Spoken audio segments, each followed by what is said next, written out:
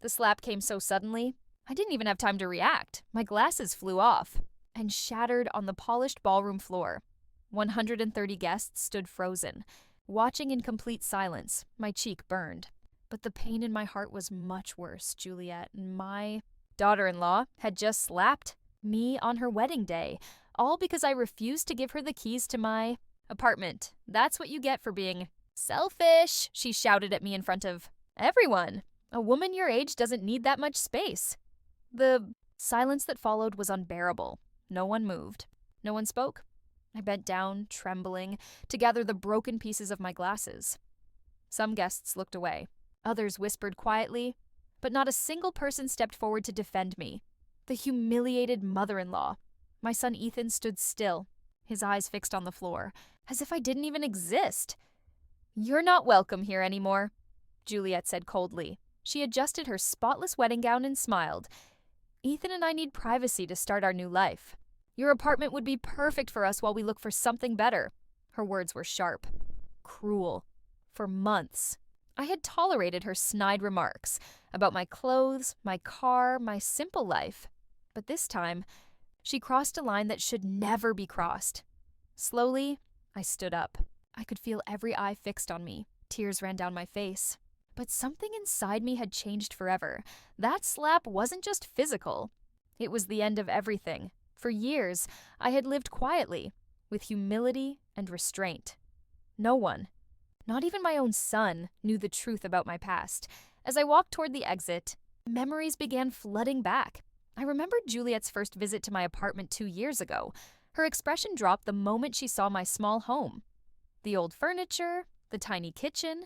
"Seriously, this is where Ethan's mom lives?" she said, just loud enough for me to hear. From that day, every visit became silent torture. "Aurora, you should move to a smaller place," she told me 3 months ago during dinner. "At your age, maintaining such a big apartment must be hard. Besides, Ethan and I plan to have children soon. We'll need more space." Her polite smile fooled no one, except Ethan, who always lost his voice around her. The insults grew over time. First, my clothes. "Don't you have anything more modern to wear?" Then my car. "That car is so old, it's unsafe." Then my job. "Why is a woman your age still working instead of relaxing?" Each comment cut deeper than the last. Each one chipped away at my confidence. My name is Aurora Hughes. I'm 68 years old. All my life, I've chosen modesty over show. I work part-time at a flower shop. I drive a 10-year-old car. I buy my clothes from discount stores.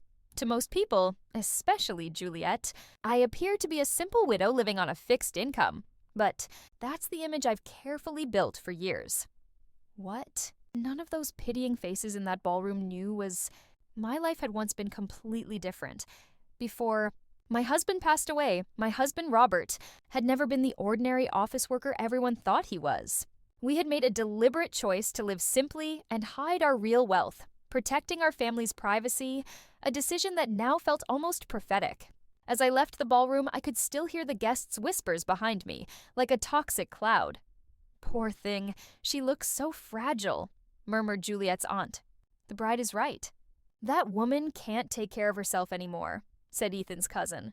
"She should be in a retirement home, not living alone," added another guest, pretending to sound kind. Each word felt like acid on open wounds. The ballroom's cool air contrasted sharply with the burning heat in my chest. My hands shook as I reached for my cell phone inside my old black purse, a purse I had used for 5 years. Not because I couldn't afford a new one, but because I valued practicality over appearances, something Juliet would never understand. I dialed a number I knew by heart, one I hadn't used in over a year. "Hoping I'd never have to. Carlos, it's Aurora. I need you to come to the Royal Oaks Ballroom right now.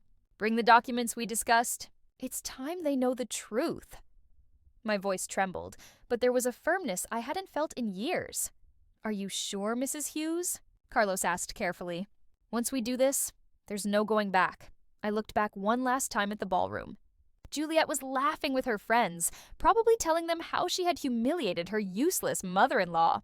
Ethan stood beside her, smiling weakly, showing not the slightest hint of guilt. "I'm completely sure," I said. 30 minutes, Carlos. No more." I hung up and walked toward my car with steady steps. For the first time in years, I was ready to drop the mask I had worn to protect my family. For the first time, they were about to meet the real Aurora Hughes. And when that moment came, when their perfect illusion shattered, they would finally understand what regret truly meant. The parking lot was silent, lit only by a few streetlights casting long shadows across the cars. I sat inside my old sedan, waiting. 30 minutes. That's all it would take for their lives to change forever. 30 minutes for them to realize the mistake they had made, humiliating the woman who had secretly cared for them more than they could ever know. As I waited, memories came rushing back. Unstoppable, like a wave. It had all begun 2.5 years earlier, when Ethan had come to my apartment with that nervous smile I remembered from his childhood. "Mom, I want you to meet someone very special," he said. And there she was, Juliet. Perfectly styled hair, designer clothes, and a smile that never reached her eyes. From the first moment, I knew something was wrong. The way she looked around my small apartment, judging every corner, told me everything about her intentions. "How cozy," she said, glancing at my secondhand furniture and faded curtains, her tone clearly saying the opposite. Ethan, blinded by what he thought was love, didn't notice the disdain in her voice. That first dinner was a quiet disaster. Juliet barely touched the food I had cooked. Saying she was watching her figure, when I asked about her family, she gave vague answers, but quickly turned the conversation to my finances. "And how do you manage on a widow's pension, Aurora? It must be hard to live on so little," she asked, pretending to be concerned. What she didn't realize was that I was observing her just as carefully. Over the following months, I began to see a pattern that made me suspicious. Whenever they visited, she commented on how outdated everything looked, insisting I deserved something better. But her eyes always lingered on the things that truly mattered. The building's prime location, the panoramic view, the size of my apartment. One day, while Ethan was in the bathroom, I overheard her whispering on the phone, "Yes, Mom, his mother's apartment is in a very expensive area. If I convince her to move, we can stay here until we get our own place. She's so naive she'll probably even thank us for helping her."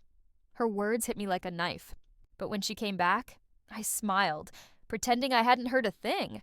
From then on, every meeting was a performance. She played the caring daughter-in-law, while I acted like the fragile old woman who needed guidance.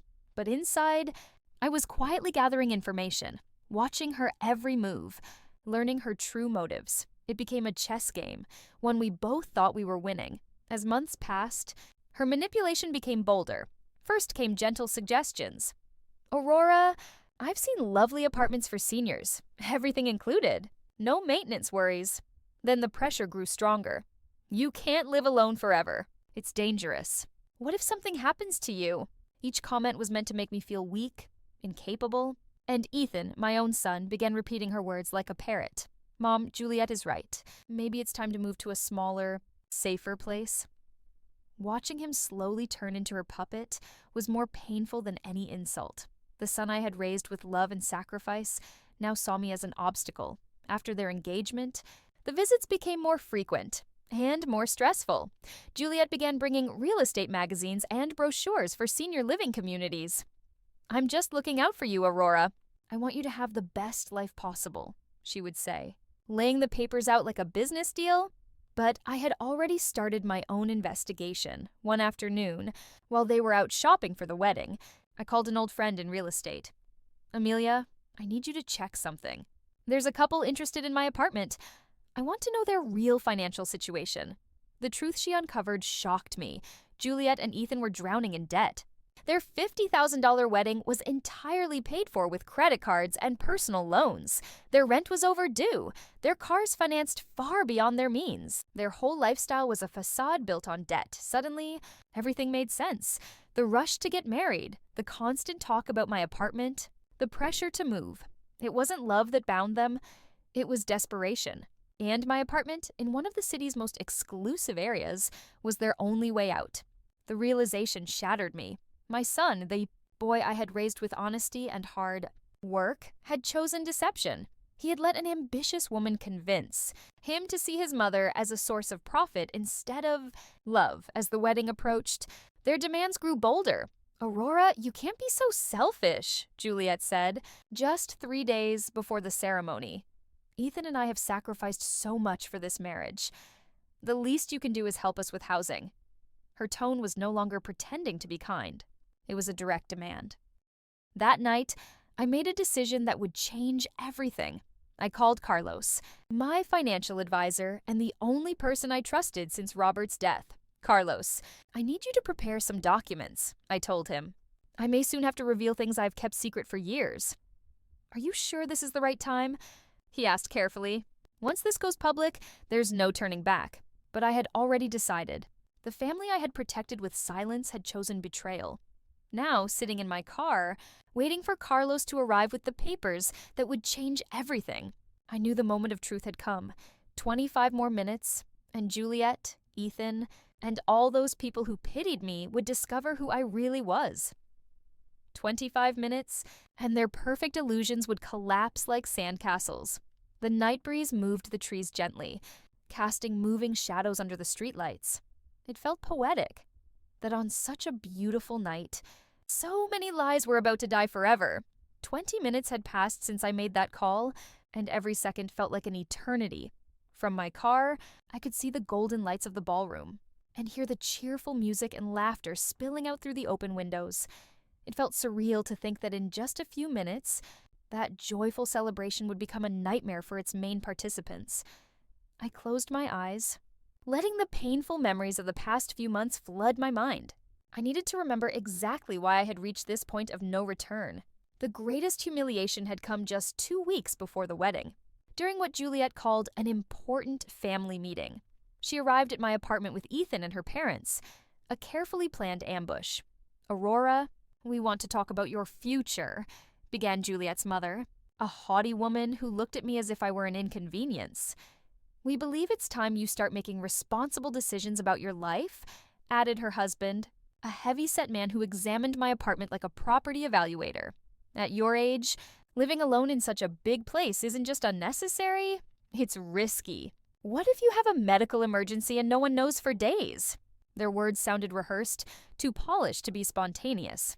Ethan stayed silent the entire time, nodding occasionally like a well-trained puppet. Seeing him sit there beside people who treated me as a burden felt like watching the son I had raised fade away before my eyes. Mom, he finally said in a voice I barely recognized. They're right. Juliet and I have talked, and we think it would be best for everyone if you moved somewhere more suitable for your age. More suitable for my age? I repeated, feeling anger rise within me. And who decides what's suitable for me? You? Juliet's parents exchanged a knowing glance, as if my reaction confirmed what they had expected. Aurora, her mother said softly, we know this isn't easy, but you need to think about what's best for Ethan and Juliet. What's best for them? I murmured, beginning to grasp the real intent behind their concern. I suppose my apartment would be perfect for them to start their married life, right? The awkward silence that followed was all the answer I needed. Every word of this conversation had been planned. Every argument, every form of psychological pressure. Juliet then took control, using her usual emotional manipulation. Aurora, this isn't just about the apartment.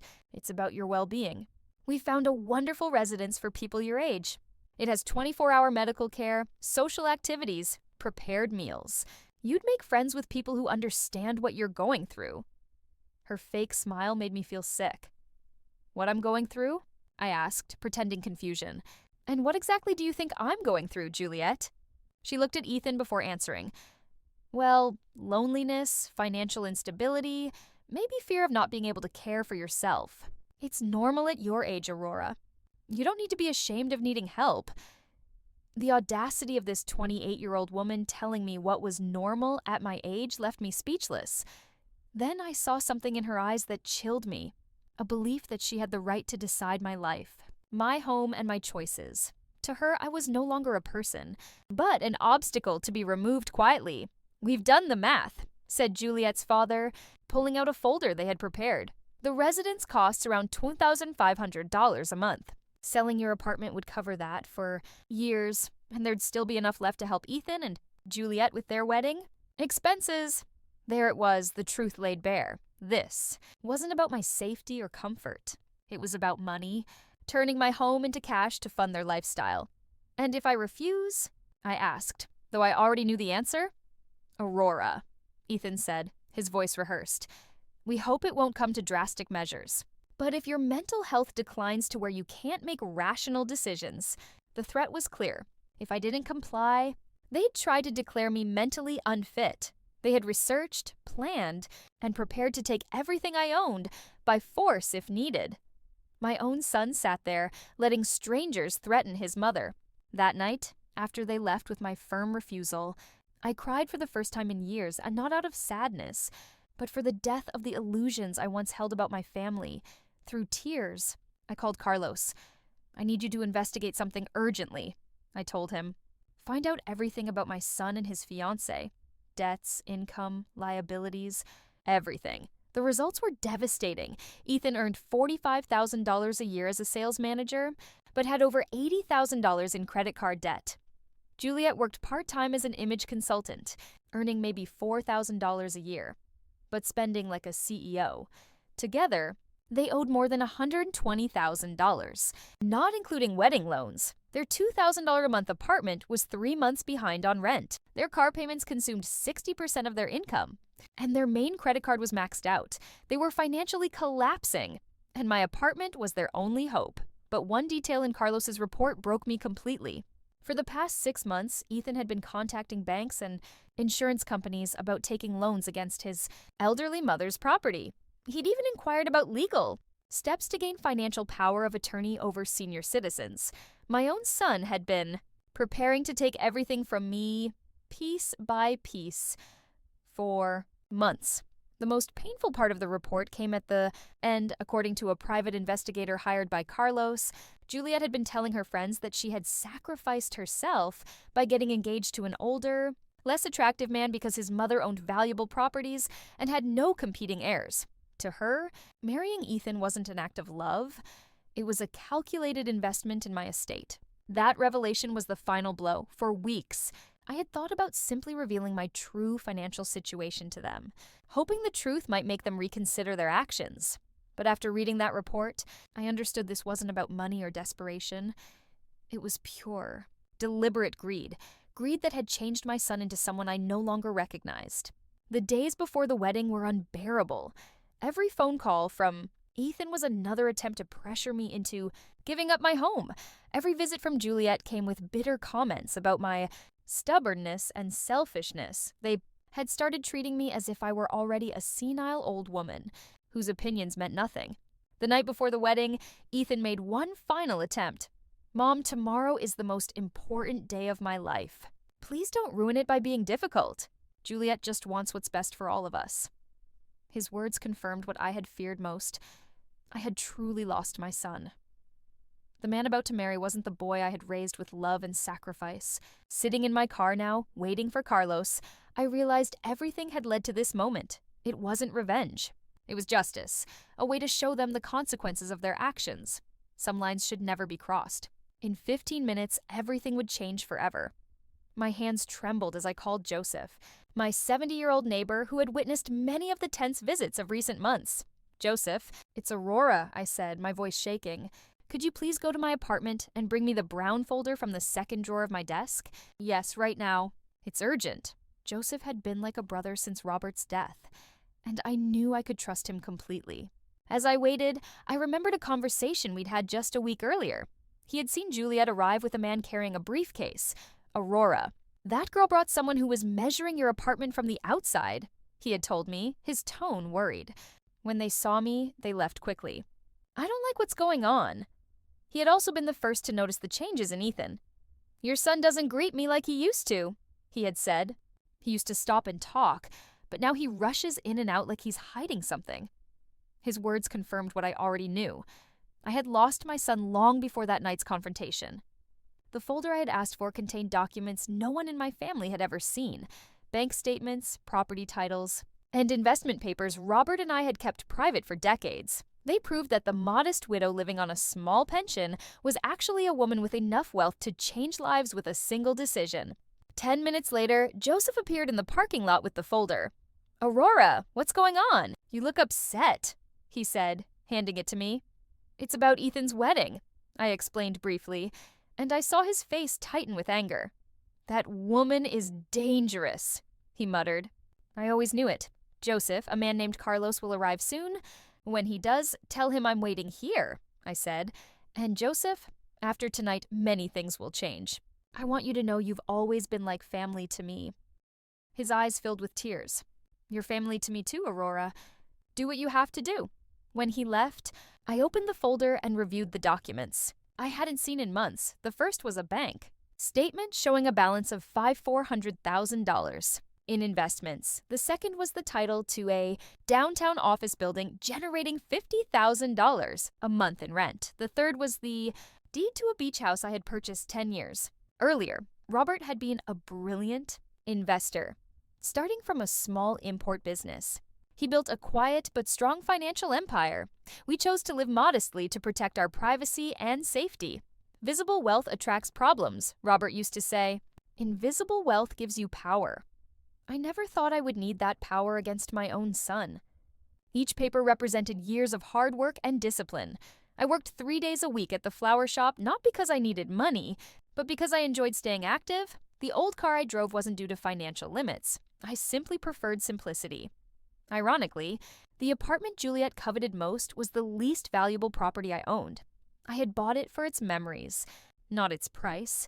It was where Robert and I had spent our final years together, where he had passed away after his long illness. But inside that folder was something even more revealing. For the past 3 years, since Ethan began struggling financially, I had secretly been paying many of his debts. The credit card payments he believed came from work bonuses, actually. Came from me. The discount on his rent was money I quietly transferred each month. Without his knowledge, I had been funding his lifestyle, his apartment, his car, even parts of the wedding happening at that very moment. I had thought I was helping my son through a difficult time, not realizing I was enabling his downfall. The bank records showed $4,500 in monthly transfers that had kept his finances from collapsing. Money he thought came from bonuses or refunds was really his mother's desperate effort to protect him. The irony was painful. While Juliet mocked me for being an economic burden, I was the only reason they could afford their marriage. While they planned to take my home, I had been quietly saving them from disaster. I closed the folder and looked toward the ballroom again. The lights still glowed. The music still played, and the celebration continued. But in less than 5 minutes, Carlos would arrive with the final documents. In less than 5 minutes, I would begin cutting the financial ties that had protected a son who chose betrayal over love. This isn't revenge, I reminded myself. It's justice, a lesson that greed comes with a price, that family should never be traded for money. Headlights appeared, flooding the parking lot with white light. Carlos had arrived, punctual as always, carrying a briefcase that held the future. I stepped out of my car and walked toward him, each step taking me further from the Aurora I once was, and closer to the woman I needed to be. Mrs. Hughes, Carlos said as he approached, his expression serious. Are you completely sure about this? Once we proceed, there will be no way to undo it. I looked toward the ballroom one last time, where my son and his new wife were likely still celebrating their supposed victory over me. I've never been more certain, Carlos, I said. It's time they meet the real Aurora Hughes. Under the parking lot light, Carlos opened his folder and began showing me the documents he had prepared with his usual precision. Mrs. Hughes, here's the order to immediately suspend all bank transfers made in Ethan Hughes' name, he said, and this is the notice canceling the lease agreement you guaranteed. The landlord will receive it tomorrow morning. I took the papers with trembling but steady hands. Each document represented a bond I had built for years to protect my son, and now I was cutting those bonds one by one. And the payment for the ballroom? I asked, though I already knew. Cancelled, Carlos confirmed. The deposit will be withdrawn tonight. They'll have to find another way to pay tomorrow. The realization hit hard. For 3 years, I had been their invisible safety net. The apartment, the car, even the wedding, all made possible by me. And tonight, I was ending it all. Carlos, I said as I signed each document, this isn't revenge or cruelty. It's the only way they'll learn the real value of things. My protection made them forget responsibility. I understand, Mrs. Hughes, Carlos replied respectfully. In 30 years as a financial advisor, I've seen many families destroyed by greed. What you're doing takes real courage." His words gave me strength as we walked toward the ballroom. My heart pounded.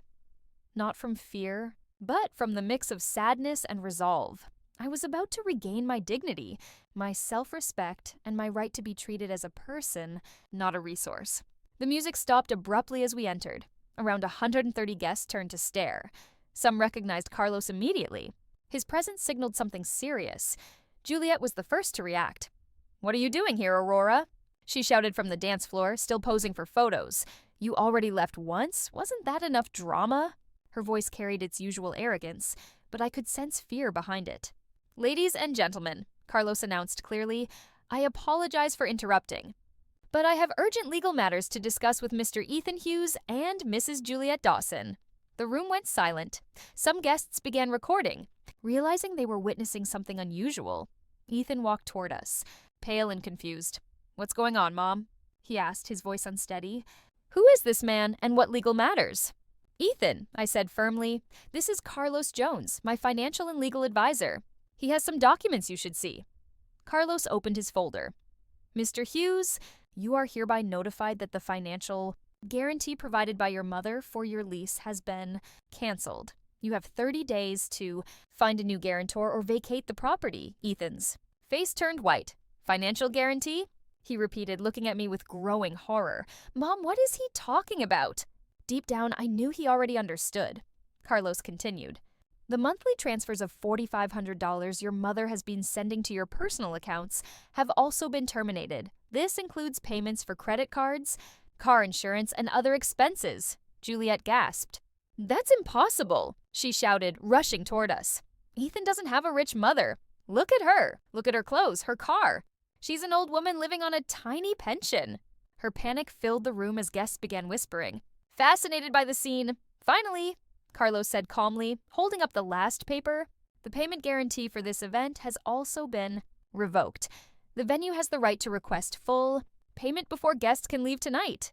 The words hit the room like an explosion. Some guests nervously moved toward the doors. Ethan stared at me, struggling to speak. "You've been paying for everything," he muttered, his voice breaking. For a second, I saw the frightened child he once was. "For 3 years, Ethan," I said quietly but firmly. 3 years of helping you through what I thought was a difficult time. 3 years of believing you'd remember the values I raised you with." Juliet clutched her head, pacing in disbelief. "This can't be happening," she screamed. "You're lying. You're just a poor old woman. You work in a flower shop. You drive a 10-year-old car. You can't have money. Appearances can be deceiving, Juliet," I finally said, feeling years of carefully maintained restraint come to an end. For decades, I chose a simple life because my husband and I believed that showing wealth only brings problems. It seems we were right. The problems just came from where we least expected. The music had stopped, and the only sound in the ballroom was the heavy breathing of the couple and the low murmurs of the guests, who were beginning to realize they were witnessing something unforgettable. Some were already recording with their phones, instinctively sensing this would become a story to remember. "Mom," Ethan said, his voice trembling, "please, there has to be a way to fix this. At the wedding, the guests, everything." But I could see in his eyes that he finally understood what he had lost. Not money or support, but his mother, who had loved him unconditionally for 35 years. "The only way to fix this, Ethan," I replied, "was not to break it in the first place." The silence that followed was absolute. 130 guests held their breath, processing what they had just heard. Juliet stood frozen for the first time that night, her eyes darting between Carlos, the documents, and me, searching for a way out of a reality that was collapsing around her. Ethan just stared at me, his face a mix of shock, late understanding, and deep regret. "Mrs. Hughes," Carlos said loudly enough for everyone to hear, "would you like me to read the full financial details?" His words hung in the air like a blade above the newlyweds. Guests leaned in, drawn by the drama unfolding. "Please, Carlos," I said calmly. "I think everyone deserves to know the truth." Juliet tried to interrupt with a desperate cry, but Carlos raised a hand and continued, steady and precise. Over the last 36 months, he read from his papers, Mrs. Aurora Hughes has transferred a total of $162,000 to cover the living expenses of her son, Ethan Hughes, and his fiancée. This includes $48,000 for rent, $44,000 for credit card payments, $18,000 for vehicle insurance, and $22,000 for miscellaneous expenses. A wave of murmurs spread through the ballroom. Some guests exchanged stunned looks. Others quietly checked the math on their phones. Juliet's mother, who had remained seated until now, slowly stood, her face pale. Additionally, Carlos went on, Mrs. Hughes personally guaranteed the entire cost of this celebration, including the venue, catering, music, flowers, and photography, totaling $53,000. Funds which, as mentioned earlier, are no longer available. Juliet finally spoke, but her voice was barely coherent. That's impossible. It's a lie. No one could have that kind of money and live so modestly. She turned to the guests for support, but found only curious and some even amused faces. My dear Juliet, I said quietly, you've just learned a valuable lesson about judging people by appearances. My husband Robert and I always valued privacy over show. It was a wise choice. Ethan stepped forward hesitantly. Mom, please. There has to be a way. You can't destroy my life like this. Destroy your life? I repeated, feeling anger rise again. Wasn't it your wife who slapped me in front of everyone? Weren't you the one who stood by while I was humiliated? And didn't you plan to take my home from me? The truth echoed through the hall. Guests nodded, remembering the incident that had sparked it all. Some even had videos on their phones. But that was different, Ethan muttered weakly. We didn't know. We thought you really needed help. His excuses sounded hollow, and several guests exchanged disapproving glances. You didn't know? I asked sharply. You didn't know you arranged a meeting to pressure me into selling my home? You didn't know you brought an appraiser behind my back? You didn't know you looked into declaring me incompetent? With every question, Ethan's confidence shrank. Carlos took out another document. Mr. Hughes, he said, your mother has also amended her will. All assets previously intended for you are now assigned to charities that protect seniors from family exploitation. The impact was immediate. Juliet staggered backward, visibly shaken. You can't do that, she shouted. We're your family. Ethan is your only son. You can't disinherit him over a misunderstanding. A misunderstanding? I said coldly. Is that how you describe a plan to take an old woman's home? Is that how you justify slapping your husband's mother on her wedding day? Juliet's father finally stepped forward, panic written on his face. Mrs. Hughes, perhaps we should discuss this privately, once emotions have calmed. There's nothing left to discuss, I said firmly. Everything I had to say, I've said here, in front of the same people who saw my humiliation. You made this public. My answer will remain public. Carlos closed his folder with a sharp snap. Mrs. Hughes, he said, all documents have been delivered and explained. Legal actions will take effect immediately. He looked at Ethan and Juliet. I suggest you contact your legal and financial advisors soon. Juliet collapsed into a chair, crying uncontrollably. Everything is ruined, she sobbed. Everything we planned is gone. Her once perfect dress was wrinkled and stained with tears. No, I said softly, stepping closer. What's gone are the lies, greed, and disrespect. What's gone is the illusion that you can treat people like objects without consequences. I stopped before her. This is what happens when you mistake kindness for weakness. Ethan placed a trembling hand on his wife's shoulder. Juliet, there has to be something we can do, he whispered. But his voice already carried defeat. There is a way, Ethan, I said, meeting his eyes for the first time in months without pain. You can learn from this. You can change. You can become the person I once believed you were. But that growth will happen without my financial help, my home, or my inheritance. You'll have to earn your life the way everyone else does. The ballroom fell completely silent. Everyone knew they were witnessing the end of a family bond. Carlos and I turned toward the exit, leaving behind a room full of stunned guests and a newlywed couple whose world had fallen apart in less than 30 minutes. As we walked away, a voice called from behind. Wait, Aurora. It was Lucy, Ethan's younger sister, who had stayed quiet through the entire ordeal. She ran toward me, tears streaming down her face. Aunt Aurora, she said shakily. I didn't know. I swear Ethan never told me what they were planning. Lucy had always been my favorite niece, a 29-year-old. Teacher who had stayed close to me even after Ethan began to distance. Himself. If I had known what they planned to do, I would have tried to stop them. I paused and looked at her, seeing in her eyes the same honesty I had always known since she was a child. I know, Lucy, I said softly, placing my hand on her cheek. You've always been different. You've never treated people as opportunities or tools. Her tears flowed harder as she nodded, clearly heartbroken by her brother's actions. But why didn't you ever tell us about the money? Lucy asked, genuinely confused. Why keep it a secret all these years? It was a question that deserved an honest answer, especially from someone who had always treated me with love and respect. Because your Uncle Robert and I learned long ago that money changes people, I explained, as some guests quietly moved closer to listen. We saw families destroyed by inheritance, friendships lost over loans, and children who viewed their parents as sources of income. We chose a simple life to protect the relationships that truly mattered. Lucy nodded slowly, beginning to understand the wisdom behind that decision. But Ethan was different before. When we were kids, he would have stood up for anyone who hurt you.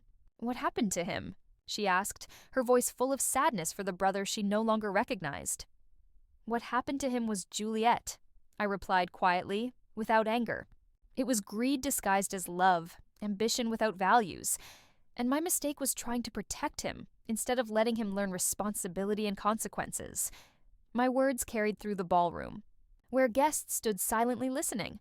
Carlos, who had been standing aside, came over and whispered, Mrs. Hughes, the ballroom manager is coming.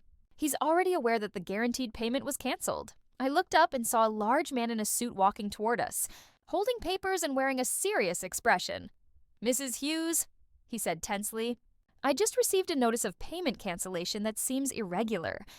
This contract is guaranteed until tomorrow morning. Can you explain? Mr. Martinez, I replied, remembering his name from our earlier conversations. The financial guarantee for this event has been revoked due to extraordinary circumstances that were revealed tonight. I gestured toward Ethan and Juliet, standing in the center of the ballroom, frozen. I see, Martinez said, taking in the scene like someone who had seen it all before. Who will be responsible for payment now? The remaining amount is $53,000, including venue, catering, music, flowers, and photography. His tone was professional but firm. Ethan finally stepped forward, voice shaky. Mr. Martinez, there must be a misunderstanding. My mother can't just cancel payment. We're family. We can fix this. His voice carried the desperation of a man who finally grasped the situation's weight. Young man, Martinez said patiently, Mrs. Hughes made the guarantee privately and has every right to withdraw it. Unless someone provides another payment immediately, I'll have to suspend the event. Juliet approached, her dress wrinkled and her makeup smeared. You can't do this, she shouted. It's our wedding day. You can't ruin it over money. Ma'am, Martinez replied firmly, I'm not ruining anything. I'm enforcing your contract. Without immediate payment, I'll have to stop all services and ask guests to leave. The statement fell over the room like a final verdict. Guests began to murmur. Some discreetly headed for the exits, others stayed. Unable to look away. Mom, Ethan said, tears filling his eyes for the first time since childhood. Please, we know we were wrong, but there are 130 people here. Photos, memories. You can't destroy all of this over a fight. Ethan, I answered calmly. I'm not destroying anything. You did. When you chose greed over love, manipulation over honesty, and humiliation over respect. Each word was firm but necessary. What do we do now? Juliet asked, panicking as more guests left. How do we explain this? How do we pay? You'll do what responsible people do, I said. You'll find work, live within your means, and learn to earn what you want instead of expecting others to provide it. My voice grew stronger. Years of restraint finally released. Carlos returned and whispered, Mrs. Hughes, all legal documents have been processed. There's nothing more to do here. It was clear. Time to leave and let Ethan and Juliet face the consequences on their own. Lucy came to me and hugged me tightly. Aunt Aurora, no matter what happens with Ethan, you'll always have my love and respect. And you'll always have mine, I replied. Remember tonight, character is not what we have, but how we treat those we love. Her tears soaked my shoulder as she nodded, fully understanding. Martinez approached again, sounding impatient. Ladies and gentlemen, we need an immediate resolution. I cannot keep my staff without payment. I turned to Ethan and Juliet one last time. You have my number. When you're ready to talk about respect, values, and accountability, when you've learned to stand on your own, then call me. But first, handle this situation yourselves. With that, I walked out with Carlos, leaving behind the chaos and the consequences they had created. 3 days after the wedding, my apartment had become a peaceful refuge. Joseph visited every morning with coffee and pastries, calling that night, the day Aurora took back her dignity. His company reminded me that I still had chosen family who valued me for who I was. The phone hadn't stopped ringing. Ethan called 37 times, his messages shifting from anger to pleading. Juliet sent 14 increasingly desperate texts. Her parents came twice, demanding I fix what they called my mess, but I stayed firm. That morning, Carlos arrived with updates that confirmed my fears. Mrs. Hughes, he said over tea, Ethan and Juliet were evicted yesterday. The ballroom has filed a lawsuit for the $53,000 their credit cards have been canceled. Where are they now? I asked, already suspecting the answer. With Juliet's parents, Carlos replied. It's a small apartment, already crowded. Things are tense. That afternoon, as I watered my plants, a familiar car stopped outside. Lucy stepped out with Amelia, my friend from real estate, and Joseph in the back seat. Aunt Aurora, Lucy called. We need to talk. There are things you should know. Inside, their serious expressions made my heart race. Lucy sat down with a folder in her hands. I've been looking into things since the wedding, she said. You need to know this before it's too late. Too late for what? I asked, pouring tea. Amelia spoke. Aurora, I've investigated Ethan and Juliet's finances. They've been planning this for over a year. She opened the folder, revealing documents that turned my stomach. Juliet, consulted lawyers about declaring you mentally incompetento gain control of your assets. Joseph leaned forward. There's more. After you left the wedding, I overheard Juliet saying, the old woman ruined everything. But we still have Plan B. Plan B? I repeated, my stomach tightening. Lucy squeezed my hand. Aunt Aurora, they're telling people you've lost touch with reality. That what happened at the wedding proves it. They're preparing to have you. Declared unfit to manage your affairs. The depth of their betrayal hit me like a wave. It wasn't enough to humiliate or deceive me. They were now trying to use my justified reaction as evidence against me. That's not all, Amelia added. Juliet's been spreading rumors in your neighborhood, asking people to report anything strange about you. At that moment, Carlos entered. Mrs. Hughes, I see you've heard some of it already, he said gravely.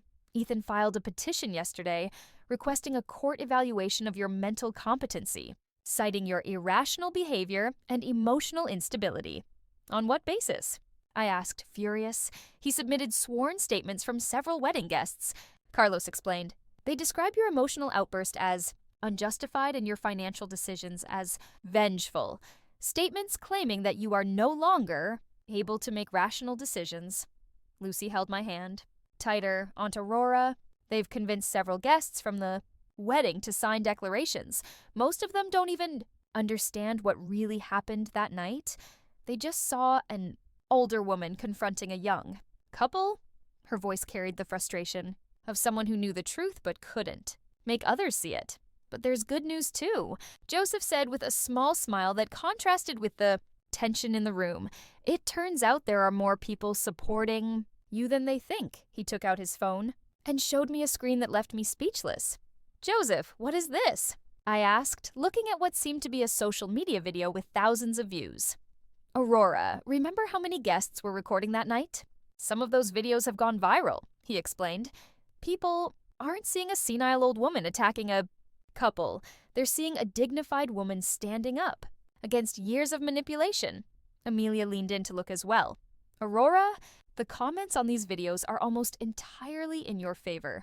People are admiring your courage, your composure, and your decision to set boundaries. Many are even sharing their own stories of family abuse. You've become a symbol of resistance against the exploitation of elders. Carlos nodded in agreement. This public reaction will be valuable if the case goes to court.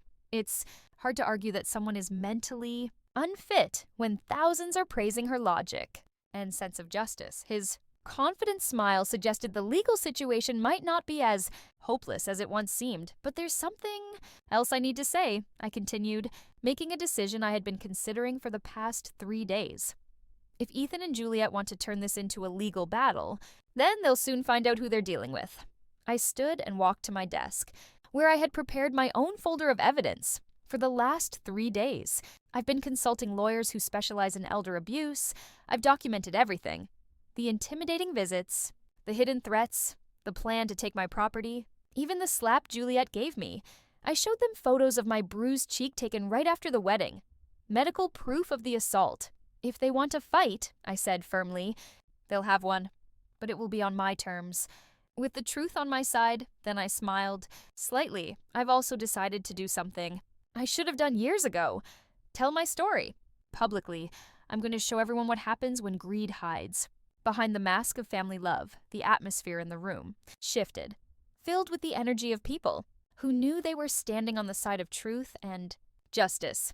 6 months after that, night that divided my life into a before and an after. I was sitting in the city's most well-known television studio, waiting for the interview that would share my story with the entire country. The program Stories of A. Lifetime had contacted Carlos after the wedding videos, reached over 2 million views. Online, my story had become a national example of resistance against elder abuse within families. The journalist, Catherine Diaz, known for her professionalism, reviewed her notes while technicians made final lighting adjustments. "Mrs. Hughes," she said with a warm smile, "you've inspired thousands with your courage. We've received hundreds of letters from people who've faced similar situations in these past 6 months." A lot had changed since that night. The legal case Ethan and Juliet tried to build against me collapsed completely once Carlos presented evidence of their conspiracy. Not only did they lose, but they were fined for filing a false claim and ordered to pay my attorney fees, a total of $45,000. Their financial downfall was quick. Ethan lost his job when the scandal became public, and Juliet's attempt to open an image consulting business failed because of the viral videos. They were now living in a small one-bedroom apartment in the suburbs, working part-time and struggling with debt. "We're on air in 5 minutes, the director announced. I looked at the cameras that would soon broadcast my story to millions, feeling a mix of calm and determination.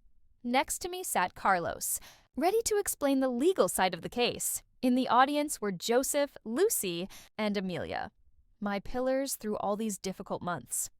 The hardest part of these 6 months had been Ethan's silence. After losing the case, he hadn't tried to contact me. No calls, no letters, no apology, nothing. It seemed easier for him to hold on to resentment than to face his mistakes. Juliet, on the other hand, had reached out several times. Her tone had changed from legal threats to desperate pleas. The last message, 2 weeks earlier, said, "Aurora, I know we made mistakes, but we're family. Ethan is sick from stress, and I'm pregnant. Please, you can't let your grandchild grow up in poverty." The news of her pregnancy pierced my heart. I was going to be a grandmother, but my grandchild would grow up in a home filled with bitterness toward me. Still, I had learned my most important lesson. I can't save people who don't want to change. Trying only keeps their destructive cycle alive. "Mrs. Hughes, we'll begin in 30 seconds, Catherine said softly. I took a deep breath, thinking of all the people who had written to me after seeing the videos. Seniors whose children had taken their savings, parents emotionally manipulated by grown children, grandparents threatened with being cut off from their families unless they gave financial help. We are live in 3, 2, 1. The red light on the camera turned on, and Catherine began her introduction with practiced ease. "Good evening, and welcome to Stories of a Lifetime.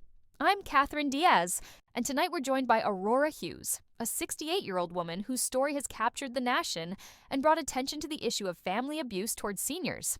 Mrs. Hughes," she said, turning to me, 6 months after the events at your son's wedding, "how does it feel to know your story has inspired so many?" Her question was direct yet kind, giving me space to speak freely. "I feel grateful," I replied, steadying my voice. "Grateful that something as painful as losing my relationship with my son has helped others in similar circumstances. For months, I felt lost, wondering if I was the one who was wrong. Now I know that what I experienced happens far more often than anyone admits. Catherine nodded and looked back at her notes.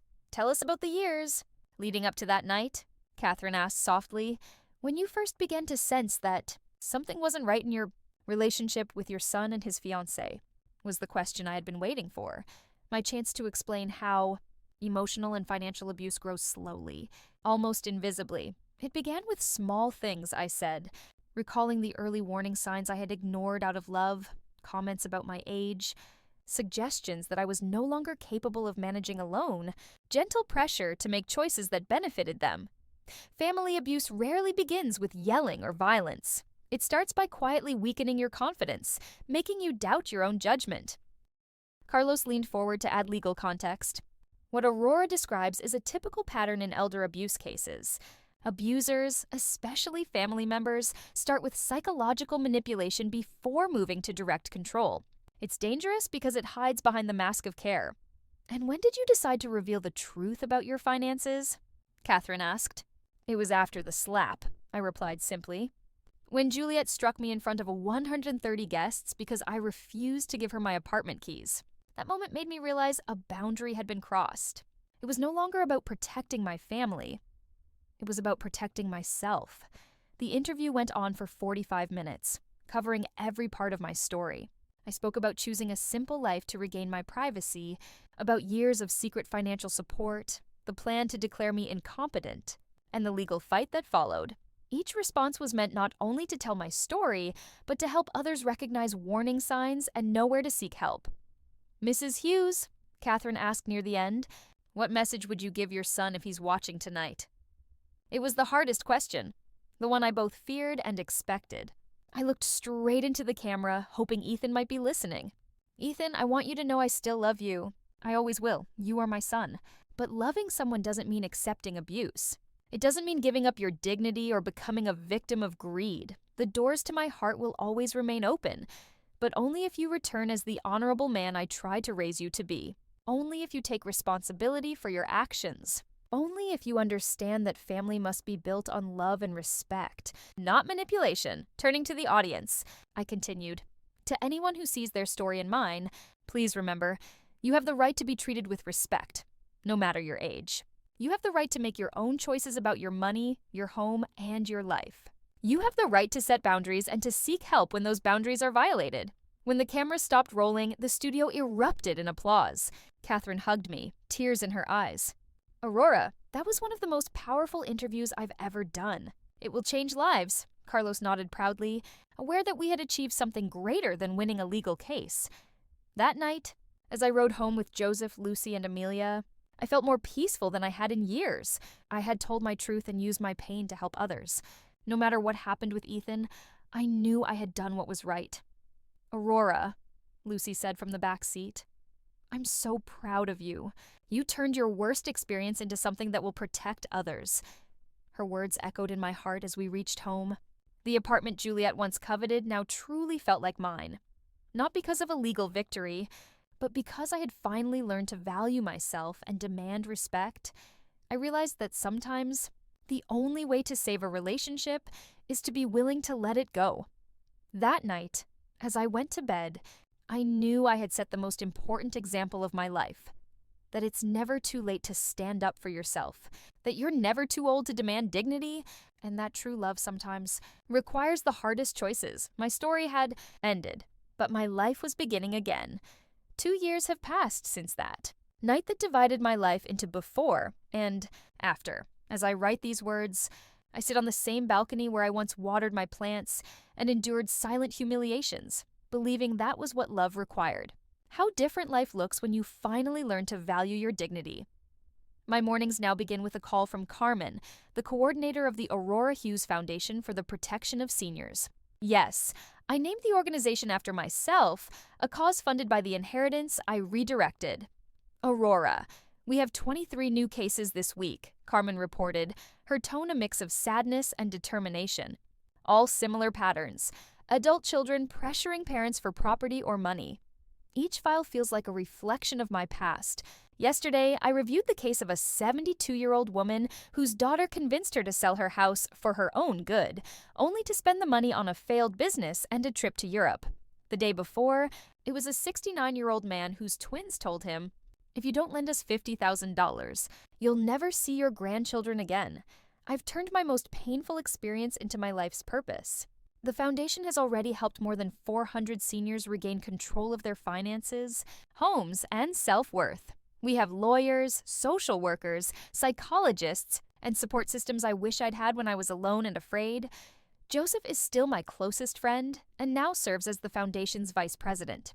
At 72, he says with a laugh, "I never imagined my golden years would involve solving family mysteries, but it's the best adventure I've had."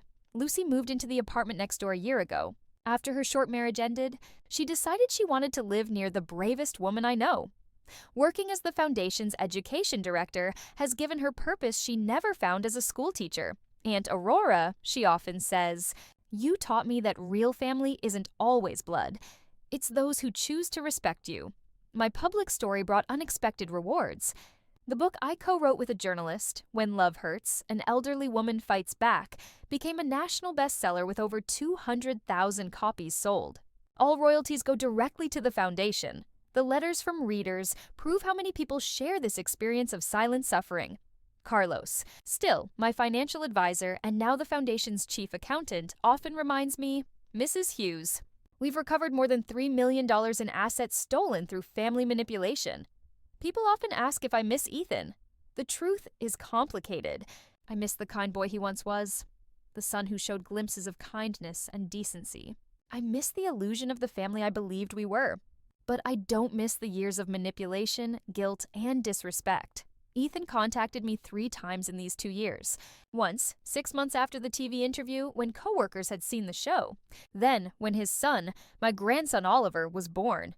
And finally, 3 months ago, after Juliet left him, taking the baby and half of what they owned.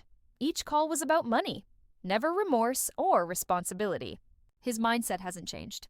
He still sees himself as a victim of unfairness, never as the cause of his own problems. The last call lasted under 5 minutes and ended with him saying, "Mom, your pride is more important than your grandson." I replied calmly, "Ethan, my dignity is just as important as my grandson. And I hope one day he learns that better than you did." It was the first time I ever hung up on my son. And strangely, it brought peace. The topic of Oliver is still painful. He's 14 months old and doesn't know me. When Juliet left, she took all the photos, including the few I had of him. I've set up a college trust fund for him, managed by Carlos, which he'll receive when he turns 18. No matter what our relationship is by then. Maybe, Amelia often tells me at our weekly dinners, when Oliver grows up, he'll want to learn the truth and meet you himself. Amelia has become my closest confidant. She too once had to distance herself from toxic family ties. What surprises me most, looking back on these 2 years, is how much my health has improved. During my last years with Ethan and Juliet, I suffered from insomnia, headaches, and constant anxiety. Now I sleep peacefully, finally free from fear. My doctor says my recent tests show the stress levels of a woman 10 years younger. Aurora, Dr. Hernandez told me during my last visit, "It's remarkable how the body heals once you remove toxic stress. Your blood pressure is excellent. Your sleep is restorative and even your posture has improved." He's right. I walk taller now. My voice sounds stronger, and my hands don't shake when I make important decisions. The flower shop where I used to work closed last year, but I found a new passion through the community garden I helped create in our building. I teach other senior residents about medicinal plants and organic gardening. It connects me to nature and to people who value experience rather than dismiss it as old age. My weekly routine is full but balanced. 3 days at the foundation office, 2 days visiting seniors who need emotional support, and weekends spent writing my second book. This one focuses on practical ways to identify and prevent family financial abuse, using real cases we've handled at the foundation. The apartment that was once the target of greed has become a space of peace and creativity. I turned Ethan's old room into my office, where I meet people who need advice. The walls are covered with thank you notes, photos of families we've helped rebuild, and certificates from universities where I've been invited to speak. One of the most fulfilling parts of this new chapter has been mentoring other older women facing similar struggles. Margaret, a 74-year-old woman, came to the foundation 6 months ago after her son sold her car without permission to pay gambling debts. We worked together for 3 months, and last week she sent me a photo of herself smiling beside a new car she bought with her own savings after legally recovering her money. In her letter, Margaret wrote, "Aurora, you taught me that setting boundaries isn't cruelty, it's survival. You showed me that. Self-love isn't selfishness, it's essential. You proved that it's never too late to stand up for yourself." Her words reminded me why everything I went through was worth it. Looking back on these 2 years, I realize my story doesn't have the typical happy ending where the family reconciles and lives peacefully together. But it has something better: authenticity, restored dignity, and a purpose that goes beyond my personal pain. I've learned that sometimes the greatest act of self-love is walking away from those who keep hurting you. If I could send a message to the Aurora who walked into that wedding ballroom 2 years ago, I would tell her, be brave. What's about to happen will hurt, but on the other side is a more authentic life than you ever dreamed. Peace awaits. The peace that comes from never again allowing anyone to treat you as if you don't matter. Tonight, as I finish writing these reflections, I look toward the future with hope. Tomorrow, I'll meet with senators to discuss new laws to better protect seniors from family abuse. Next week, I'll open the Foundation's 3rd regional center. Next month, I'll begin filming a documentary series on this issue to be broadcast nationwide. My life at 70 is fuller, richer, and more meaningful than it was at 68. I've learned that ending a toxic relationship isn't a loss. It's freedom. I've discovered that true family is as much chosen as inherited, and I've proven that it's never too late to write a new chapter in your life. When people ask if I regret what happened that night, my answer is always the same. Did you enjoy my story? And which city are you watching from? Share your thoughts in the comments. If you liked this story, you can support the channel by sending a super thanks. It helps me continue sharing more stories like this. Thank you so much for your kindness and support. I can't wait to read your comments. On the screen, you'll find 2 more life stories I highly recommend. There's much more waiting for you on my channel. Don't forget to subscribe. See you in the next life story with love and respect.